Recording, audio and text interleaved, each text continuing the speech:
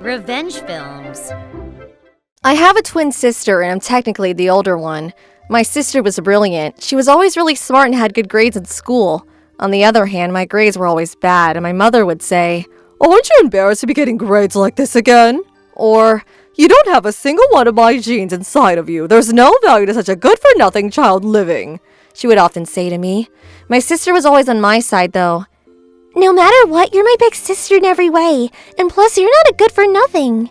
And she would always try to cheer me up, but basically, because my sister was smart, she was my mother's favorite. And my mother would say, "If you keep talking to a person like that, you're going to become stupid too." And she didn't like how my sister and I got along. My father loved both of us very much equally, but because he was a director at his company, he was often going overseas. At that point, I hadn't seen him for over 1 year. My mother was very vain, so she was always buying expensive brand items, and in order to show all of those off, she invited her friends over to the house a lot too. Then one day, the wife of a very important company director at my dad's company apparently heard rumors about my sister, and she came over for tea. At that time, my sister and I were at school, but when we got home, my mom looked at my face and said, "How dare you embarrass me like that?" Her face was angry like the devil, and she slapped me across the face. I didn't know what this was about. Why? "Did you ask why? Your last graded test was in the living room, and the director's wife saw it, and when she picked it up, she looked at me and snickered." I'm sorry, but you told me to leave my test in the living room because you were going to check my scores when you got home." "Shut up!" My mom hit me multiple times with the broom that was nearby. "It hurts! Stop it, Mom!" "This is your fault because you're so stupid. Why were you born without a brain? I don't need a child this stupid." And she said that and hit me over and over again. My sister came home from school. "Stop it! What are you doing to my sister?" "She doesn't understand no matter how many times I tell her, so this is how I'm teaching her." "I said stop it!" Thanks to my sister somehow stopping my mom, I was able to avoid getting any big scars, but I still had a number of bruises all over. I'm sorry you always have to cover for me. I'm sorry I'm such a stupid sister. "What are you saying? You didn't do anything wrong. Grades don't even matter. If anything, just because my grades are good, Mom sticks to me, and she tells me I better find a good job at a good company, and she's even looking for someone to marry me already. I can't deal with it." I was happy there was at least one person in this house without my dad there to take my side. If this was not only my mother, but my sister was also the type of person to treat me like this, I don't think I would have been able to survive it. "Let's go to my room. I'll take care of your bruises." She and I were identical twins, so our faces looked alike. But when I was little, I was really confused why I was the only one who wasn't smart. And to be honest, I would get jealous of my sister too. But my sister was always really kind to me, and even as the older one, I really relied on her. I think that's the only reason I was able to tolerate my mom's discrimination. "Next time Dad comes home, I'm planning on telling him how awful Mom is to you." You can't do that. If you do, then Mom might hate you too. "I don't care about that. I'll make sure Dad says something." But my mother's attitude towards me didn't change, and it only continued to get worse.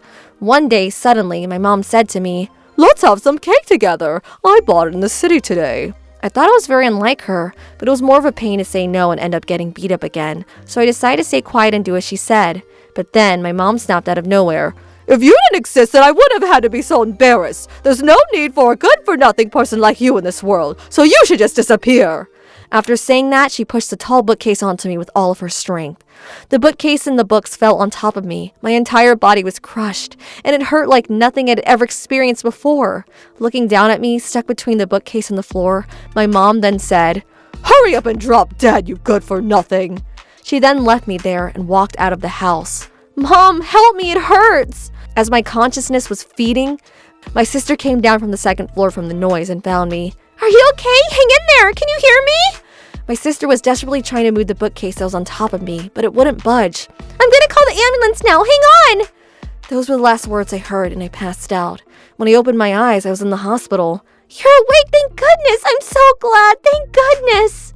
Where am I? The hospital? "That's right.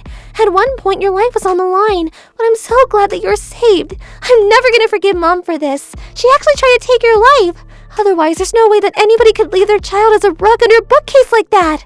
But I don't have any proof that Mom knocked it over. "Don't worry. I have a way to make Mom admit to it. You have to help me." I will. From there, my sister prepared what she needed to and called her mom. "I know that you hurried out of the house, Mom. Aren't you the one that did this to my sister?"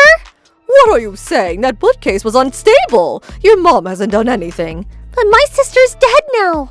What? She just took her last breath. What? I can't believe this. Stay there. I'm coming now. And then my sister hung up the phone. Not long after, my mom came flying to the hospital room. My sister had placed a white handkerchief over my face. When my mom confirmed that there was nobody else in the room besides me and her, she suddenly started laughing.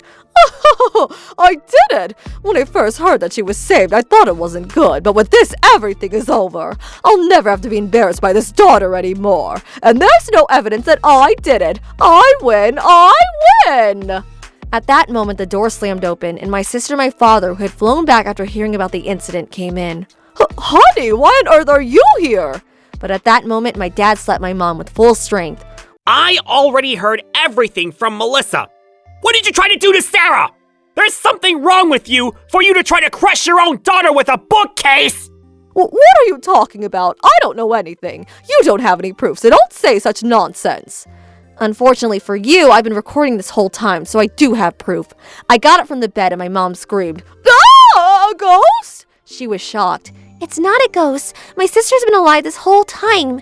We just said that so that we could get evidence that you did this. Are you telling me that the two of you tricked me? That doesn't matter! I've already told the police what you've done to your daughter, and they're on their way now! What? No way! Shortly after, the police did arrive, and they grabbed my mom on both sides. She went into a tantrum. Are you kidding me? This is her own fault for being so useless and good for nothing. She looked right at me and she yelled, So what if her grades aren't the best? For any shortcomings, there are always other qualities that shine, and yet you just tried to decide that with your own twisted morality and tried to make your own daughter disappear! You scum of the earth! Hurry up and get her out of my face! My dad was livid and had the police take her away. After that, because we had the evidence perfectly secured, my mom was sentenced to prison with no mercy. I spent some time in the hospital, but once I was released because my father's headquarters were going to be moving to America, my sister, my dad, and I began our new lives living overseas. My dad said to me, Who cares about grades? You don't need to worry about that. I'm sure that you have plenty of other amazing qualities that maybe you haven't even realized yourself yet. Plus, you're my treasure, and that will never, ever change. So I want you to just live your life as the best version of yourself. Thank you, Dad. Hearing those words, I felt a huge weight lifted off of my shoulders. Years later, I discovered a love for cooking, and when I opened up this small Japanese restaurant in town, it was a huge hit, and it actually became a famous place. My dad and my sister are my biggest supporters. A few years later, we heard through the grapevine that my mom didn't show an ounce of regret, and that her attitude in the prison was just as bad, only getting longer. She did it all to herself completely, and I hope that she doesn't come out of there for the rest of her life. How was today's video? If you enjoyed it, please subscribe, like, and leave a comment. Stay tuned for more.